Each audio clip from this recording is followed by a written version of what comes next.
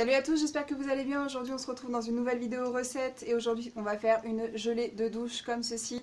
Alors en fait au final c'est pas vraiment une gelée de douche, c'est plus une mousse de douche puisque, bon vous le verrez durant la recette, j'ai dû touiller pour réadapter le pH donc avec de l'acide lactique.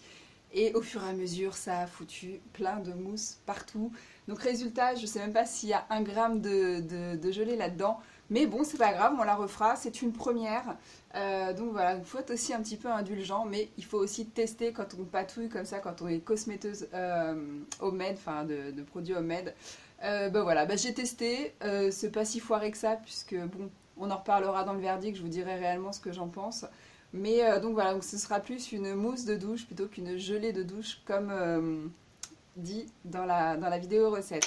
En attendant de vous laisser avec la recette, n'hésitez pas à me rejoindre sur mes autres réseaux sociaux, Instagram et Snapchat, de liker cette vidéo si jamais elle vous a plu et de vous abonner si ce n'est pas encore fait. Je vous attends dans les commentaires bien évidemment et je vous retrouve en conclusion. La star de cette gelée de douche, c'est cette gomme végétale qui s'appelle Carrageenan. Vous l'avez vu dans mon dernier haul Aromazone et je vous avais dit que c'était notamment pour faire une espèce de dupe de la gelée de chez Lush pour ceux et celles qui connaissent.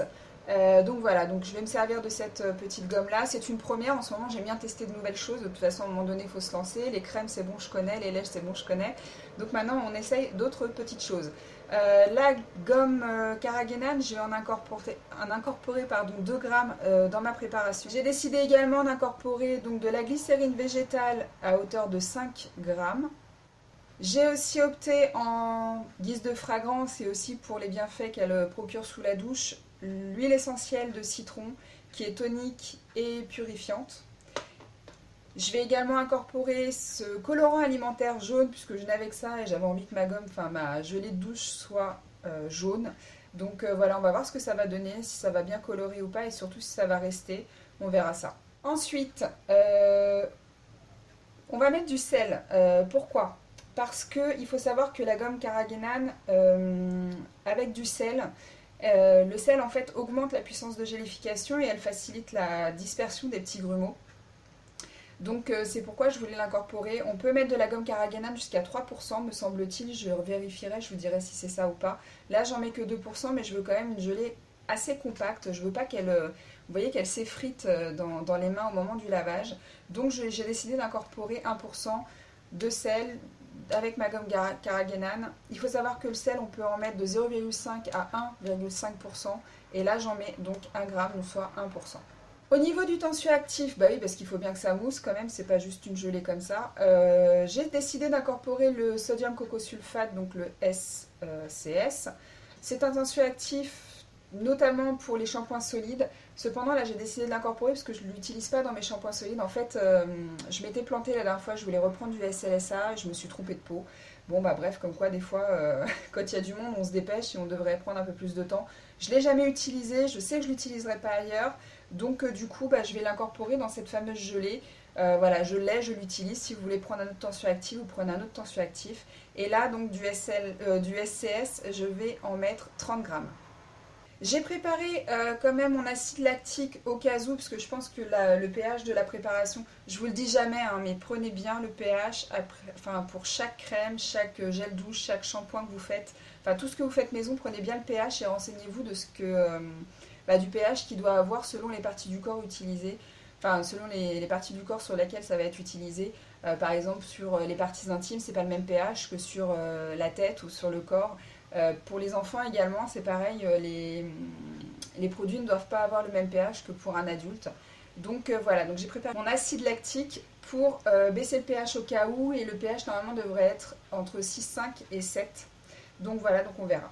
J'ai bien évidemment préparé mon Cosguard, bien évidemment, donc le conservateur. J'en mettrai un petit peu plus que les 0,6% qui sont préconisés. Je pense que j'en mettrai entre 30 et 35 gouttes. On va voir ça. Bon, je suis vraiment désolée, j'avais mis mon truc sur pause et puis j'ai complètement oublié de redémarrer. Mes ingrédients étaient déjà prêts. Ce que j'ai mis dans ma phase aqueuse froide, c'est directement donc le tensioactif que j'ai saupoudré. J'ai mis également le sel tout de suite. Et j'ai mis mon colorant alimentaire jaune. Donc vous y allez un petit peu au pifomètre pour le colorant alimentaire si vous utilisez du colorant alimentaire. Sinon, vous faites attention et vous mettez ce qu'il y a de marqué sur, sur vos petites boîtes. En général, il donne un pourcentage idéal. Donc voilà ce que ça me donne. Là, je vais faire chauffer le tout au bain-marie. Pourquoi? Parce qu'il faut déjà que le tensioactif fonde. Hein, déjà, ce sera déjà pas mal. Et je vais saupoudrer à froid donc, de ma gomme Carrageenan. Je vais la saupoudrer à froid. Par contre, au moment du bain-marie, je vais continuer à fouetter de façon à ce que ça ne fasse pas de grumeaux ou de paquets tout simplement. Normalement, ça ne devrait pas le faire avec le sel, mais on ne sait jamais. Donc, on continue de fouetter même pendant le bain-marie.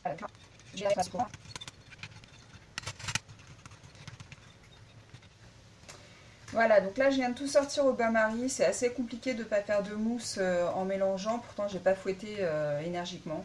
Bon bref, je vais tout de suite mettre mes 5 grammes de glycérine dans ma prépa.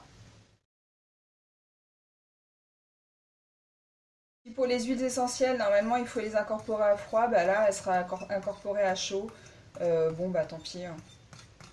Je vais incorporer déjà 5 gouttes d'huile essentielle de citron. Ça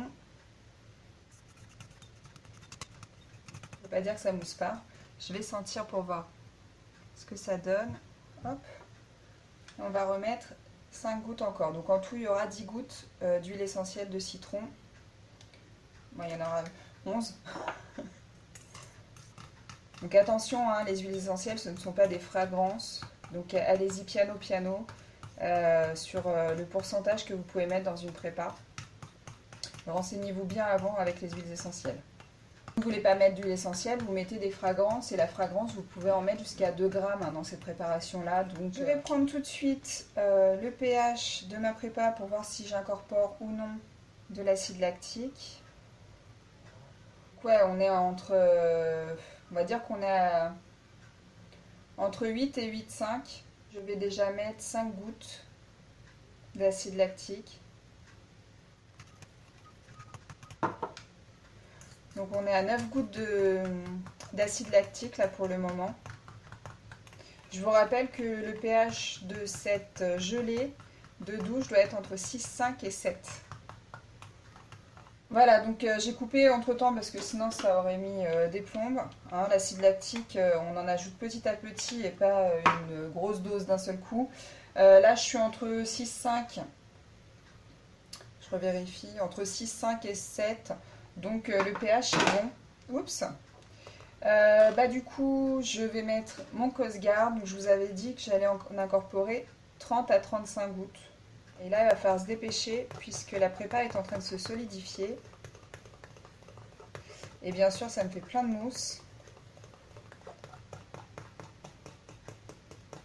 Donc moi, j'ai décidé de prendre un pot comme ça. Vous prenez ce que vous voulez tant que le démoulage reste assez facile.